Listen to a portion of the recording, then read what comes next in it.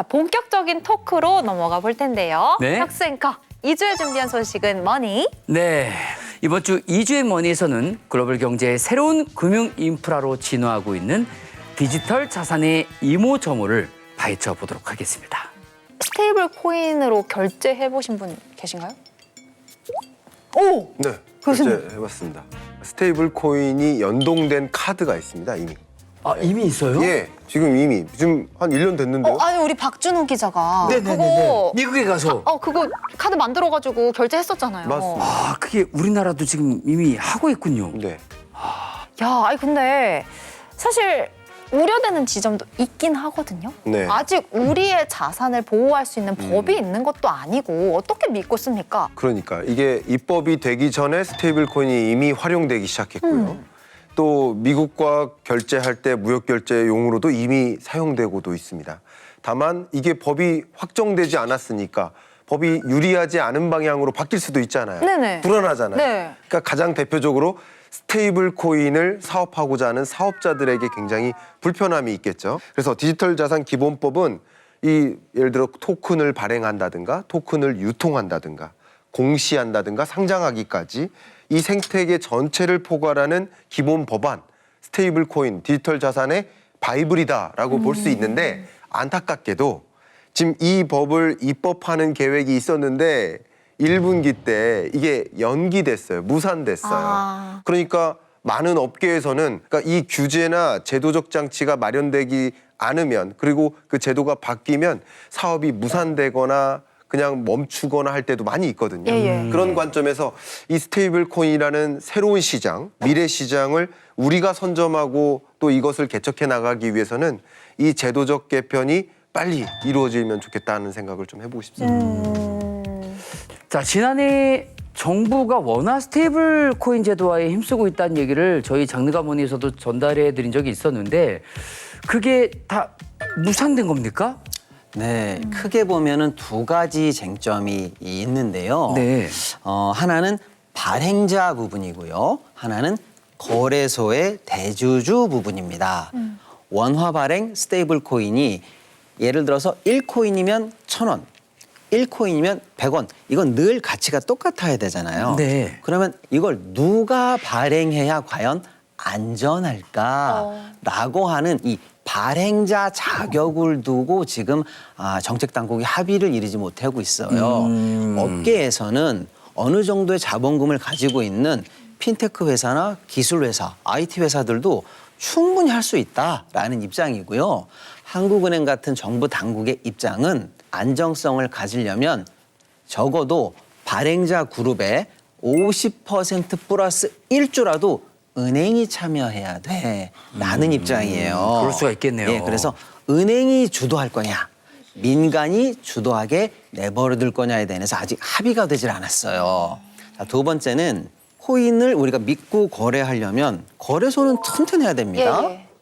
그래서 거래소를 보호하려고 하는 여러 장치가 법에 들어가려고 해요. 그래서 만약에 그게 잘 됐다고 해볼게요. 그러면 이제 우리들이 지금 우리 증권거래소를 믿듯이 코인 거래소를 믿게 되겠죠. 사실상 공적인 신뢰를 획득하죠. 예. 그러네요. 그런데 지금 거래소는 누가 만들었냐면 민간이 만들었어요. 그런데 그 창업자들은 내가 지금까지 돈 들이고 기술 들이고 시간 들여서 이렇게 만들어 놓은 거래소를 법이 지켜주기만 하면 되는 거 아니야? 라는 입장이고 당국의 입장은 그게 아니에요. 우리가 법을 통해서 공적으로 이제 안전성을 보장하려면 개인 지분을 낮춰야 돼. 특정 개개인이나 대주주가 거래소를 사유화해서는 안 돼라고 해서 개인 대주주의 지분 제한을 20%로 낮춰.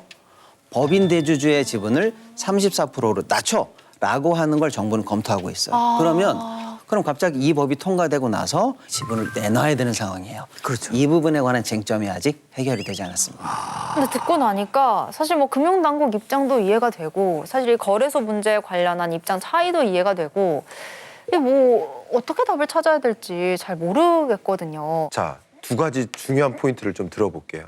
이란이 왜 호르무즈 해협 통행료를 달러 스테이블 코인으로 결제하는 것을 긍정적으로 생각할까? 좋은 합의점에 이를 수 있을까? 이란의 물가 상승률 몇 %일까요? 이란 물가 상승률이 62%.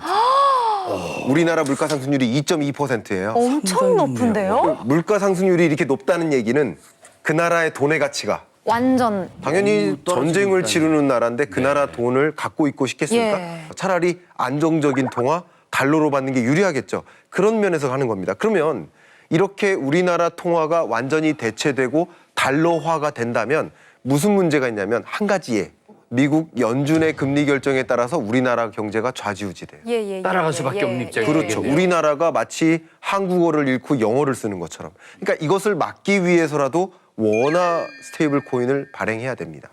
그러면 이 원화 스테이블 코인을 발행하고 유통하고 사용하려면 산업계가 당연히 자리를 잡아야겠죠. 예. 그렇죠. 자리를 잡으려면 하루빨리 규제가 마무리돼서 산업계가 달러 스테이블 코인이 아닌 원화 스테이블 코인으로 결제할 수 있도록 방향성을 열어둔다면 문화 콘텐츠 산업이라든가 여러 가지 면에서 글로벌리 원화 스테이블 코인으로 결제할 수 있도록 유도할 수 있단 말이죠. 네네네. 그런 다양한 기회를 계속 잃고 있는 입장이라는 거죠. 산업의 입장이죠. 그런데 외국은 어떻습니까? 이미 법안이 탄탄히 돼 있습니까? 네, 맞습니다. 미국은 지난해 7월에 이 스테이블 코인을 중심으로 한 달러 패권을 강화시키겠다라고 해서 소위 말하는 지니어스 액트 법안을 이미 제정을 했고요. EU도 이미 2023년에 세계 최초 가상자산 규제를 정비한 암호자산 시장법을 마련해둔 상황입니다. 그런데 우리보다도 사실은 디지털이 훨씬 느리다고 우리가 생각했던 옆나라 일본 있죠. 네. 일본이 우리보다도 빠른 상황이에요. 일본 같은 경우에도 이 스테이블 코인의 발행과 유통에 대한 규제를 본격화하면서 사실은 엔화 스테이블 코인이 이미 발행을 했습니다. 아시아에서 가장 빠르다고 생각하는 나라는 싱가포르인데요. 예. 싱가포르에서는 지금 굉장히 높은 수준의 어떤 규제라든지 사용이 이미 지금 많이 이루어지고 있습니다. 이 스테이블 코인 시장에 관해서는 시간이 경쟁력이에요. 예. 자칫 너무 안정성이라든지 찬찬히 준비하다가 골든타임을 놓치게 되면요 시장 패권 자체를 잃을 수가 있습니다. 그래서 신속한 논의도 굉장히 필요한 상황이다라고 말씀을 좀 드릴 수가 있겠습니다. 우리나라가 사실 전통적으로 탁상공론만 하다가 뭔가 실질적인 행위에 미치지 못해서 이를 그르친 적이 몇 번 있잖아요, 역사적으로. 맞아요. 그래서 더 뭔가 이번에는 정신을 바짝 차려야겠다는 생각이 드는데 교수님 마지막으로 조언 한 말씀 부탁드립니다. 일단 글로벌 디지털 자산 시장 규모가 3,500조 원 되는데 2030년이 되면 9,000조까지 커질 겁니다. 그래서 산업계에서도 준비를 다 하고 있고 모든 준비를 마무리하기까지 했는데 제도가 마무리가 안 된 거예요. 그러니까 제도만 마무리가 된다면 달러 스테이블 코인으로 대체되는 잠식 효과도 막을 수 있고 산업에서의 엄청난 기회도 가져갈 수 있다. 이재명 정부의 핵심 정책 키워드 중에 하나가 피지컬 AI예요. 냉장고가 스스로 달걀을 헤아리고 주문 결제를 하는 시대가 올 겁니다. 그게 피지컬 AI예요. 냉장고가 AI가 되는 겁니다. AI 에이전트가 되는 겁니다. 그럼 역시 냉장고 AI가 달걀을 주문하고 결제할 때 원화 스테이블 코인으로 결제한다라고 생각해 보세요. 예. 훨씬 효율적이겠죠. 예. 그렇죠. 그러면 그 냉장고가 세계적으로 수출이 된다. 달러 스테이블 코인이 아닌 원화 스테이블 코인으로 온라인 쇼핑을 즐기게 할 수 있다. 이런 여러 가지 관점에서 생각을 해본다면 우리가 가져갈 수 있는 시장 기회가 어마어마하기 때문에 우리는 이 부분에 대해서 기업들은 준비가 끝났는데 제도가 마련이 안 됐으니까 굉장히 당혹스러울 수도 있는 것이죠.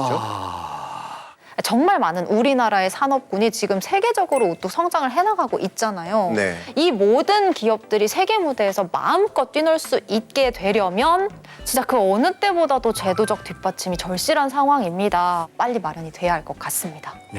네, 오늘 좋은 말씀 들려주신 김광석 교수님과는 여기서 인사드리도록 하겠습니다. 감사합니다. 감사합니다.